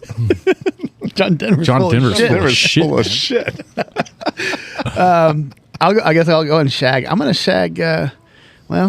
He'd fuck him, so I'm gonna fuck him too. Ted Levine. Oh man. Fucking Buffalo Bill. God, he does such a great job. The problem with this role with Ted Levine is now every time I see him in anything, he's fucking Buffalo Bill. You know what I mean? And he's just so creepy. His voice, that choice that he makes, it's just very, very, very cool and creepy and weird, and he's awesome. So I have to go next now. I just pointed at Brad and said, now I'm going to go next because my shag is the fucking voice of the way. So you said his name's Ted Levine. Like, I don't know the actor really. Is this the only thing? Is this what he's known for? Did he do other things? This is probably what he's most known for, but he's been in tons of stuff. He's like, it seems like he plays a lot of cops, a lot of like, because I love the like his like just like weird aesthetic that like I guess in 91 like that was like so weird but like sort of glam rocky feminine but not overly feminine really. And I mean Lecter even says like he isn't really a transsexual or something along those lines. Like he just doesn't like who he is. Right. Like I thought that was really cool the way that they sort of portrayed it on the screen and his choice with that voice. Like I wonder if the director was like, hey, we want you to do something weird with your voice, or if he came into the audition and was just like, I'm going to get fucking weird with this. Like, bear with me. It's going to be really cool. Right. Because, dude, it's so good. And the way he, like, changes it from, it puts the lotion on its skin. Right. And then he's like, put it in the basket. You know what I mean? Like, he changes. Oh, dude, it's so fucking dope. Yeah. When he, like, cries along with her and he's like, dude, that's fucking great. Just like making fun of her, basically. Oh, I'd say he's significantly underrated. Yeah, I love him in this. And I said earlier that like the freaking the dick tuck move is just like one of my all-time favorites. So I have to agree with these guys. No, it's Mount Rushmore dick tucks. Yeah. Have you guys seen Club Dread, Broken Lizard's Club Dread? Oh yeah. the story where they're on the campfire. And it ends with them standing up doing the dick tuck. If you haven't seen it, Club Dread if you like Super Troopers, the same guys. And you ever seen that one? No. It's a horror movie, but it's cheesy. It's like a spoof, right? Funny spoof. You'd like it. It's fun. It's fun, but there's a great scene with a mangina in it. Clerks 2 does just a straight ripoff. Okay. Silent Bob offers Jay some chapstick, and then he opens it up and he goes, oh. And then he starts, all of a sudden the song starts playing, he starts putting the chapstick on, and then he does the full-on dick tuck. He's got it wide open, and they come out of the convenience store and see it. Yeah. My shag here is geniuses in movies. And while Hannibal Lecter is an evil genius, anytime you kind of have that genius figure that like is like a step ahead of everybody and has things figured out, and like I always really appreciate that. Like a weird one to think of is Mark Zuckerberg in Social Network. It's like whenever that you feel like the person's like this weird genius that like has trouble, like, or doesn't have trouble, but just like really is like obviously brighter than everybody else in the room. I always like appreciate those types of characters. I mean, for me, that's a big part of the Good Will Hunting thing, right? Is the way the genius plays in the movie. Yes, for sure. So it's like, I mean, even though he's evil, like just knowing that he has most of this shit figured out, he knows what's going on, and he really is actually crazy helpful to the investigation. Yeah, they don't figure it out without him. 100%. Oh yeah. So yeah, I like that a lot. So Snag would be like our favorite thing from this movie. I think this is a perfect example of a soundtrack really elevating the movie, and that would be my snag from this. I just fucking love the real swelling like classical music. I think that like even when they bring in some secular music or some like rock music like Tom Petty and like the stuff Buffalo Bill's listening to, like fucking, it's just so good, dude. I fucking love it. I'm going to just co-sign there because mine actually is a little bit related. It's your song being used in an iconic fucked up scene. Yeah. Like I love that. Like, so Goodbye Horses from Q Lazarus, like that song is just forever ingrained in that terrible scene. Yeah. Stuck in the Middle with You, Steelers Wheels, and the Reservoir Dogs ear cut scene. Oh my gosh. Layla in the Goodfellas where like they're discovering all the bodies and stuff. Like, I mean, just those become so iconic, and now like I cannot hear those actually good songs, but you can't hear them without picturing those fucked up movies. I told this story before. The cars moving in stereo will always be associated with Judge Reinhold jerking off to Phoebe Cates to me, and we used to make that joke all the time when we were practicing in the basement in the band, and if somebody was gone too long, we figured we'd start singing that song in the microphone. They're jerking off. So fucked up iconic songs. I mean, it's got to be cool. Like, I don't know Q Lazarus much about them, but I mean that officially put them into the pantheon of like iconic songs. If I hear that song, I'm thinking of that scene, period. Yep. 100%. So, I like that. And I'm sure they made a shit ton of money off of it too. Yeah. I'm going to snag Hopkins and Foster, their interactions together, the way they worked off each other. You could probably put somebody in each role or whatever, but just the way they work together, I just don't I can't see anybody doing it as well as them. Just I guess it's a chemistry in a way, 100%. Yeah, not Which like is a sexual chemistry, right. but just there's I'd say it's like a vulnerability, right? Yeah. Like in certain ways, right? Like they connect on this level that it's that you feel like that they're really the characters connecting. And it's interesting because you actually do get a feeling that he actually gives a shit and is almost like kind of he's being a psychiatrist. He's helping her and deal with shit, which is crazy. Yeah, and because he's helping her with the case, but also kind of helping her with herself and see things. But he's also fucking with her too. At the same, it's like this whole weird dynamic, and I just love that interaction. I love that. Which is even made more impressive in my opinion by the fact that they're never like right next to each other, right? Yeah. Like they're always either on the phone or like separated by like a big distance. You know what I mean? Which I think is kind of cool. Then the last thing where she has her hand up and thing, and his finger rubs against hers. Right, the last time they see each other, that's pretty weird. Do you think they ever would it help the movie if they showed some of his interactions with like previous FBI agents and stuff that are like trying to get information from him, where he's like fucking with them or give him no respect? Yeah, where he's like, he's just going to shut up. He's not going to talk to you. Like, well, but that's obviously, but that's Red Dragon. They talk about it, but Red Dragon is Dr. Lecter talking to another agent. It's another guy. That's the whole movie. And Mindhunter or Manhunter. Manhunter. Yeah. So, which is Red Dragon. But yeah, so you do see his interaction with another, and actually, he ends up, the freaking Edward Norton. He's in Red Dragon. He actually is his patient, or he's actually no, he does not his patient. I haven't seen the movie in a long time, but he actually almost kills him. Dr. Lecter almost kills him. So there's a weird interaction. Is it worth it? Like any of the other Lecter movies, Hannibal movies or whatever? I don't know. I mean, we'll talk about that because I was actually going to recommend one. But okay, good. We'll talk about it. But yeah, they're fine. I didn't like Hannibal. What about the one that came out before Silence of the Lambs? You said that was like the original Manhunter. Yeah. It was. Yeah. Have you seen that? Yeah. And it was good. So I loved it. Oh, really? Okay, interesting. So I got to snag Jodie Foster. I mean, I think the role overall, she's obviously great with Hopkins, and I think Scott's take is right on the money. But there are a lot of the actresses mentioned would have been good in this. She is so uniquely good in this for me. And I even think some of the, like the comment earlier about how she kind of goes from 0 to 60 and like, you hitting on me. It feels a tiny bit out of place, but I also think the range she shows here. Yeah. And some of the control that she shows in certain scenes where she feels like she gives you that feeling of somebody that has some real trauma, like you can feel the trauma at times, but also at the same time, she sometimes overcomes that trauma to like have you real confident. And there's a complexity there that she brings to bear that I think is very real, right? I mean, I know a lot of people like that, like I know people that like are simultaneously very confident and very insecure, and both things are real, right? Mm-hmm. Very confident and very damaged, and both things are real. And so I just think Jodie Foster does that, as well as anybody in any movie I've seen. And so she's phenomenal. I'll take her in that role all day. And her like portrayal of terrified woman in the dark basement of a serial killer's house, like her going around those corners and going through those doorways, like she's breathing heavy, freaking out. Yeah, dude, like it's so good. And that's what added to the tension in the theater, man. You're with feel her. it. You're her. Yeah, exactly. You're going around each corner. Yeah. I remember it being in the theater. Just oh my god. Nate clinched onto Elda in that last scene. He was like, "Can you hold me? Can you hold me?" She was cradling me, and it was like it was so good. So tell me when I can look. It was so terrifying and so exhilarating at the same time. Can I body bag first? Yeah, of course. I was just gonna say that, like Scott was saying, like in that last scene, like I kind of made fun of how many doorways are in that basement, but it like adds to it. Like every time she goes through a doorway, you're like, he's gonna be there. He's going to be there. He's going to be there. And she does it like 11 times before he's actually there. Anyways, go ahead, Nate. So, what's body bag? What does that mean?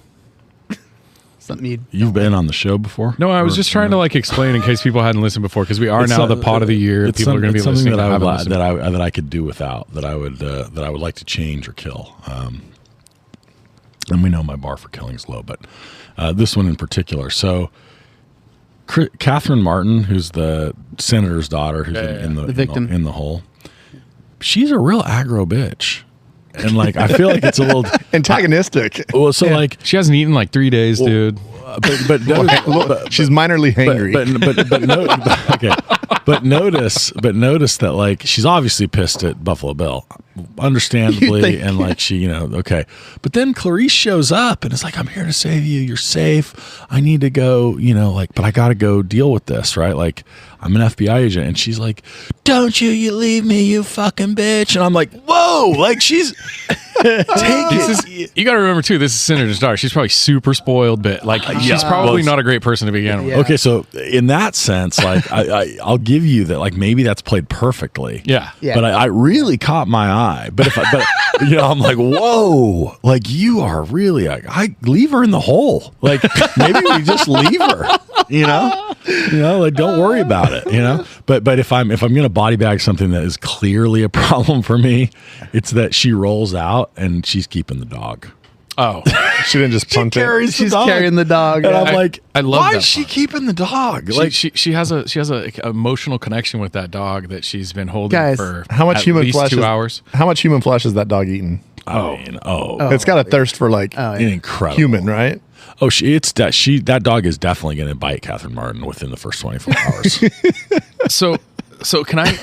I was just gonna say. Go ahead. I was just saying, this poor girl got lured into a van, bashed over the head with a cast, thrown in a hole, and you're like wondering why she's a little fucked up and carrying a dog out. I mean, she's probably just completely scrambled. You know what? Keep your composure, okay, Scott? That's what I say. Yeah. Okay? Keep your shit together. Sounds to me like the two hole of you. or no hole. Sounds to me like the two of you hate women. Nate, imagine you without Diet Coke for 3 days. Oh, I would rage against anybody that tried to save me. But that's a whole other thing.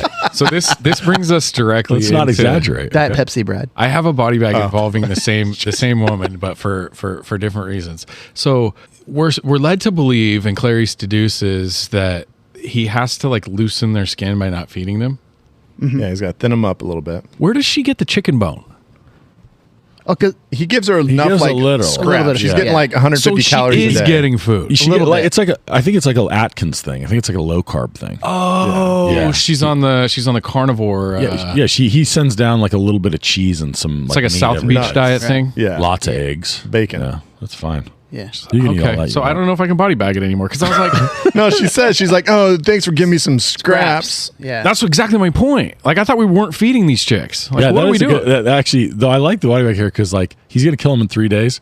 They will not starve in 3 days. Exactly. You live for like 3 weeks. Yeah, just throw them some water. Throw them some water and let them really loosen that skin. He wants to keep her yelling. He wants to have enough energy to scream at him. And he probably too, when she's like, "I've lost a little bit of weight," he's like, "It's just water weight." Like that's what people always say. They're like, "You're gonna gain it back when I kill you." Like, you know what I mean? Like, fucking, just like shames her a little bit. Like, don't feel good about that. It's just water weight. That's great. Okay. All right. That's my body bag. All right. My body bag, we already talked. I said it's Hannibal in the school gym. Like that whole scene, while I do enjoy kind of what happens, the fact that they put him in the school gym on the 5th floor just kind of let old Jim Bob and Billy like try to figure this shit out, and it just didn't go well. Well, my body bag is kind of tied to that in a way, and it's simply Chris Isaac. Chris Isaac. Yeah, who is Chris Isaac? He's the head of the SWAT team. Yeah. And I don't like when they Is that the same guy as sings Wicked Games? Yes. Yeah, I wish he'd sung Wicked Game to play. And I hate him. That's a perfect replica. God, are movie. you Chris Isaac cover band? We hang out in Stockton every once in a while. I can't hit that note. Scott, can you hit it? Almost. Don't you play that? I don't do that one. You don't play that one at solo shows? I should. God, that video. I don't want everyone to fuck me. That video. I think you'd have to beat them away with the fucking Gibson, bro. They'd be coming at you hard. One of the most erotic videos of all time. Oh yeah. So absolutely. Eating cake by the beach, bud. Damn. Is that Chris Cindy Crawford in that? Is it? Was it? Yeah, I think it was. Yeah, I think that's Cindy Crawford. No. Yeah. Really? Yeah. It was a good video. Cake by the sea. Google that, kids. Anyway, so I hate when you have a serious movie like this, and then all of a sudden they have a like Chris Isaac. Yeah, some fucking music guy or whatever, not an actor, and you're like, because instantly, Helena Christensen's. Oh, she's in that one. Okay. From Swim Fan. Wait. No. No. Okay. No. Sorry. But yeah, it kind of takes you out of the moment when you're in here's a serious movie, and out of the SWAT team comes Chris Isaac leading the team, and his acting isn't all that great, and I just don't like when they cast musicians like that and roles like that. So anyway, I hated it. I agree. I love Chris Isaac though. Yeah, I was gonna say like I don't think he was a like big Chris popular Isaac. name though at this point. It sounded like he was maybe trying to become an actor. In and then- '91. No, I think he was He was- destroying in '91. Oh yeah, Was he? Oh yeah. I'm pretty sure that. Yeah, Maybe even like Grammys and shit. Yeah. We're gonna look it up right we're all now. googling Chris Isaac. So this was a little bit of stunt casting, is what you're saying, like a little. Yeah, and I just wasn't a fan. Okay. All right. So what do are we going to stream? Are we going to hit our streams? So we cross streams? I guess he didn't win a Grammy until '96, but still. When did Wicked Game come out? Wicked Game came out in '89. Yeah. Okay. Yeah, So oh, it's yeah. 2 years Fuck before yeah. that. He was Wicked fucking Game huge. was My huge bad. by this My bad. Yeah. Ross and Rachel fucked to that song for the first time. Really? In the what do you mean really? You acting like you don't watch Friends right now? No, I did, but I don't remember that. Yeah, when they fuck in the museum. Oh, the Wicked games you play. Yeah. Okay. All right. On that note, Crackle, Pluto, HBO, find anime on Crunchyroll, Peacock, Hulu, Disney, Netflix, Tubi, Sling TV, Showtime, Shudder, Fubo. What the fuck is Fubo? I'm sure it'll cause a sensation. It's our streaming recommendation. Where's Idiots? Wrong category. Oh, it's Entirely different one. Not even the same episode. I was like Not waiting even for same kind I was of waiting episode. for fucking Tim Beck to come in and yell about Idiots. Idiots for your streaming recommendation. That movie sucks. Idiots. fuck your streams. I think a lot of our jingles kind of end on the same like. Yeah. I was just waiting for Tim. That's All the way right. jingles work. Oh my I God. thought maybe you broke it and cut it off early or something. So I talked about neo-noir earlier, and I talked about a movie that I think is like kind of the natural predecessor to this, and that's Chinatown. So he's a private eye, so it's not quite the same like detective killer genre that Silence of the Lambs introduces, but there's a lot of similarities. The tone and feel of it is very similar. It's kind of disturbing. It's actually not one of my favorites because I don't like the noir feel. But if you like the noir feel, it's definitely one that if you haven't seen it, you should check it out. It's Jack Nicholson, maybe one of his most famous roles, and it is on What the Fuck is Fubo? It's one of those movies that I'm kind of wondering why haven't I watched it? It's like it's such a famous movie. Everybody talks about it, and it's just kind of on this long list of movies that I really should have seen by now, especially for a guy who's on a movie podcast. So anyway. Yeah, if you were on another movie podcast, we'd probably really give you shit about that. Right. There's a lot of movies that a lot of us haven't seen that we should have. So we've talked about mine a few times already, and that's Manhunter, the first of this series, it's different actors.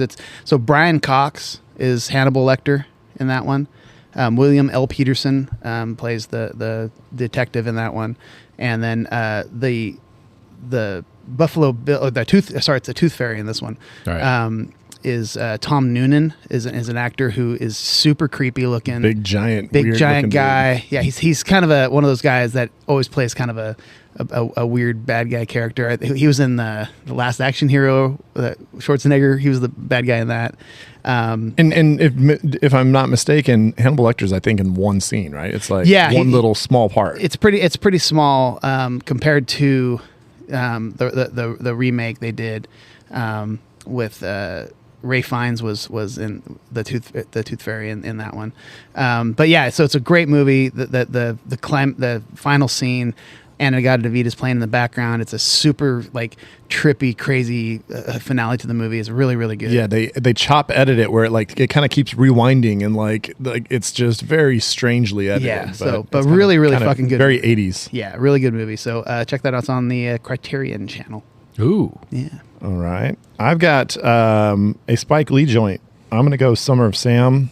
It's while you don't really have like investigators, it's the neighborhood kind of trying to investigate to figure out who the Son of Sam killer is.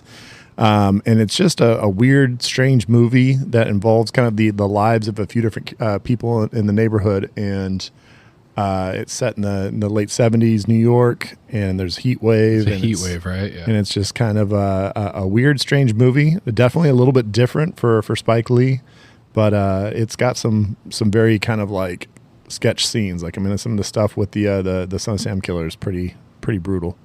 And I would piggyback that with the Netflix documentary that my wife just watched about Son of Sam. There's like a newer documentary about that whole thing and the investigation, and this one guy that sort of investigated it and has this whole theory how it's like all connected to this like satanic cult and all this stuff. Oh, sure. Dude, really fucking wild. Yeah, I only caught a few episodes of it while I was like walking through the room while she was watching the fucking her like trying to terrify herself.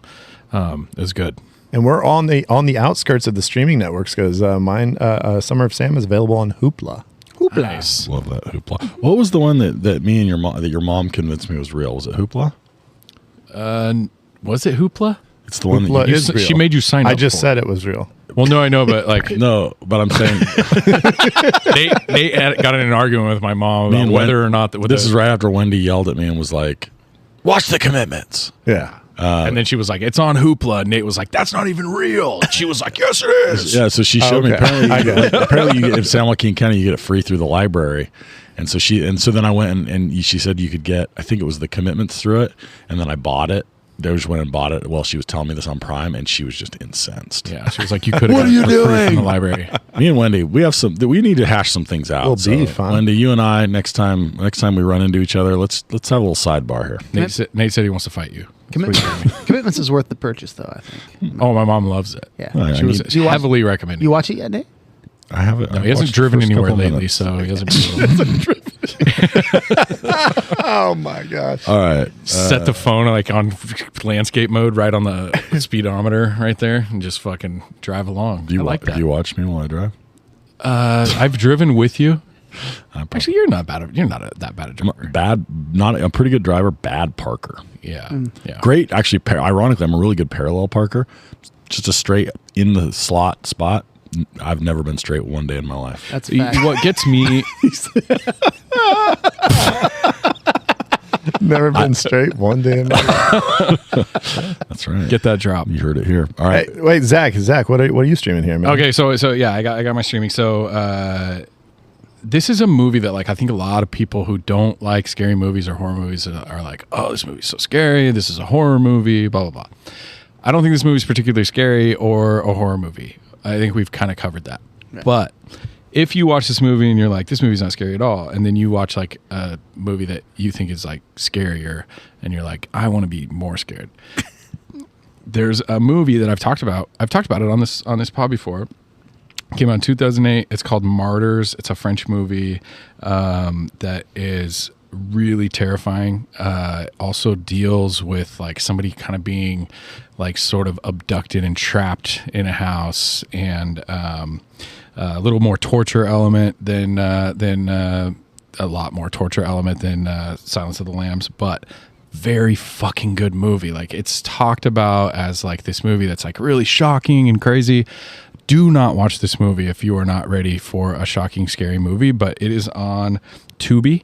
And if you get too scared, we really went hard. Yeah, I know. We went hard. That's while we're in the a streaming outskirts. recommendation. But don't watch this movie unless you think you can handle it. And if you watch it and can't handle it, then fucking don't blame me because I fucking warned you. So thank you.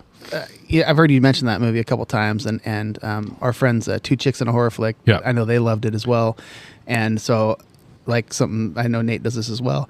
I like to Google and read the Wikipedia about what the movie's about because I saw somebody mention it on a list or something. Wikipedia is the only way to watch horror movies. Because I honestly I will not watch it because I just know You should not watch it. I'm not going to, and because I've read all about it and.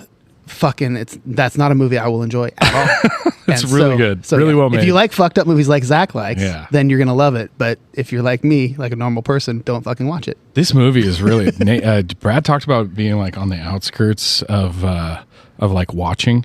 This movie is available on Tubi, Pluto, Vudu, and Plex. go. Like Plex? fucking, all the I haven't big heard of ones. Plex. That's a new one. it's the ultimate Plex, is what they say. Soft Plex. Cool Plex. Oh, okay. I think that's it. Moving on to the next one. Are they going to say idiots in this one? Nope. God damn it. No jet wash for Maverick, Meg's still on that goose stick. Iceberg list Titanic, Leo's drawing that nude shit. Jim fucks Nadia like we all thought he should. Ricky and Doughboy get the fuck out the hood. Luke hooks up with Leia just like he's intending. It's time for a reshelf and alternate endings. Idiots. So I'm a big fan of this category. I've been in this weird like sort of like combination, really busy combination, unprepared state of like trying to think of things that would make these movies better or like to add an alternate ending to it. And the only thing I can really come up with to this movie is I want to see, like, we sort of get a taste of Hannibal like being this like monster, right? In the jail cell. And like obviously he's a genius. So like I think when the song comes on at the end and Hannibal's following the Chilton guy and everybody's excited about him killing the Chilton guy, right? Like, except for Brad. Brad's like, he was a great dude. I don't know why anybody would be mad at him. Like, I want to see that. Like, I think the song should come on. It should be another one of those cool scenes where they're like playing a song that's not necessarily like a scary, brooding song, but then you get to see like a brutal murder. And then maybe the movie ends with like him eating like the dude's fucking like kidney or something. You know what I mean? Like, whatever it is. I think that would be dope. So it's funny you mentioned another song because I actually I don't have an alternate ending. Oh, but I have an what do alternate you song. have, Scott? So here's the song that'll come on, and I'll just kind of play it for you right here. And it's a classic. I'm still standing. If I can get it to work, 1 second.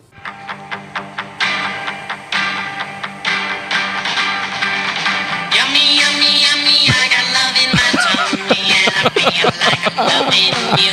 This is a perfect example of like we watch him murder the guy, the song's going on, and then he's just eating like a super rare like liver. That actually would be creepy, dude. It would be super creepy, right? Yeah. And if it was like the audio quality of that, or it was like sort of sounds like it's in a tunnel too. Yeah, I fucking love that. Oh wow, that's pretty solid. So I got one real quick. Yeah, so I got I don't want the phone call at the end. And again I'm a nice enough person to leave Mr. Chilton or whatever his name is, leave him alone. Mm-hmm. But I do want still a conversation between Clarice and Hannibal. So it's not too long after they've solved the murder. She's at home, and it's kind of like dark evening or whatever, and all of a sudden you hear, "Hello, Clarice," and he's standing there, and she's just like, I didn't think you would call me," and he's like, "Oh, but I did." And all of a sudden, like he's coming up to her, and like you're getting this evil feeling, like, oh my God, what's he gonna do to her?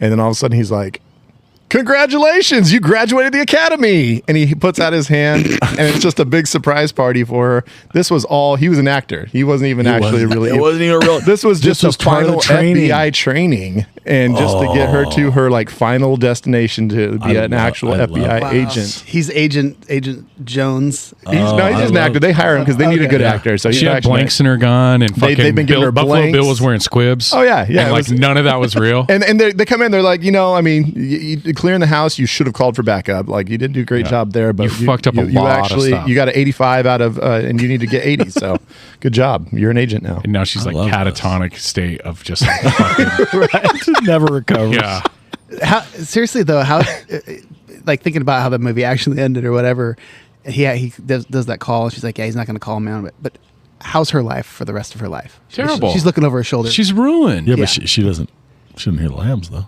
That's a good point. Now, and is she an accessory now that she knows, or do you think she gives some warning to Chilton, or is she just like, fuck that dude? Well, wait, how does she know that about Chilton? Well, he says he's going to have. I'm going to have an old friend for dinner. She has to kind of imagine like, no, she doesn't know. She has no idea. She has no idea. She cannot be held accountable for that. That's a leap. I think she's an accessory, but wait, the only reason I have straight, you think Chilton should live, but she's an accessory for not knowing immediately that the old friend was Chilton.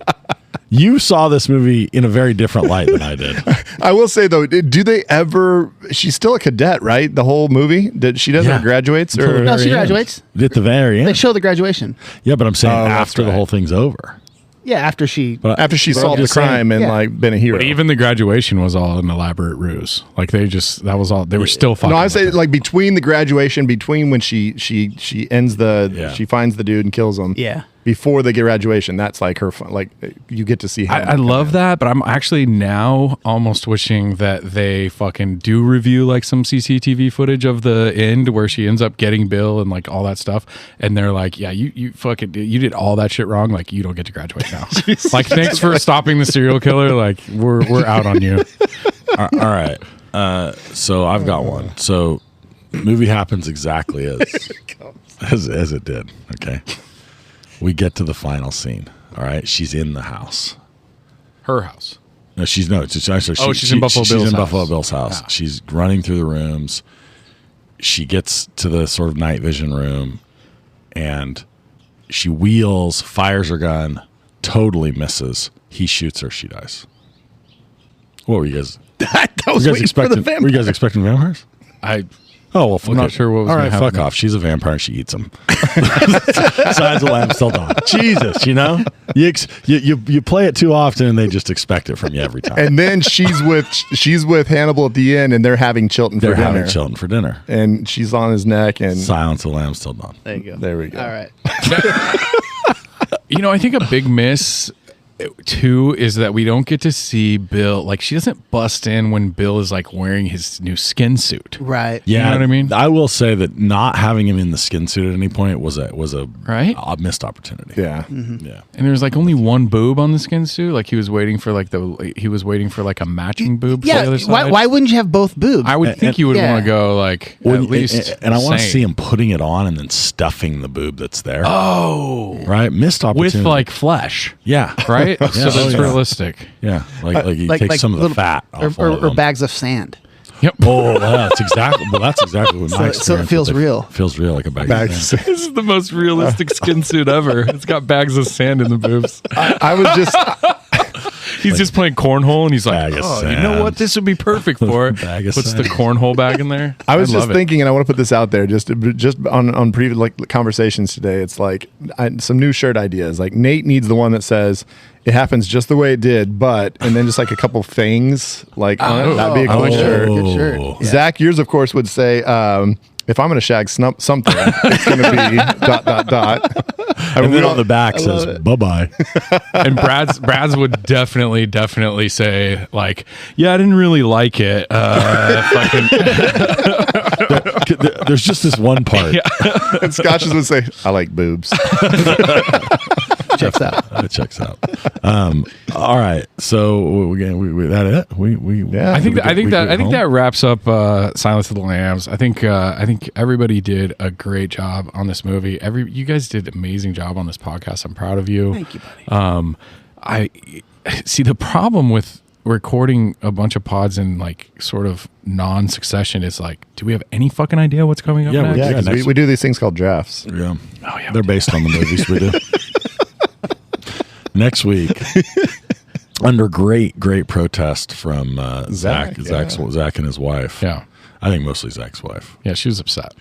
We're doing the most memorable mask. And to me, she said, "Oh yeah, a lot of great conversation about masks." I was like, "Well, you know." I think we did get solid 45 on our draft. Once you dig into it, it's a much deeper I love mask. So next week we got mask draft, and we've got our friend the Governor coming back for some judging. That sounds like I'm actually really excited about the mask It's draft. gonna be fun.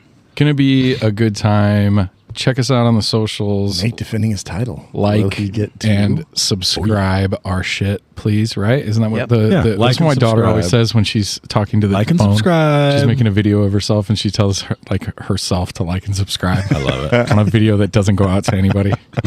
Fucking love that shit. Like and So you subscribe. know about. Tell your friends about us. Tell your friends about us, especially if they like cool dick jokes and jokes about sandy boobies. We'll see you next time. Bye-bye.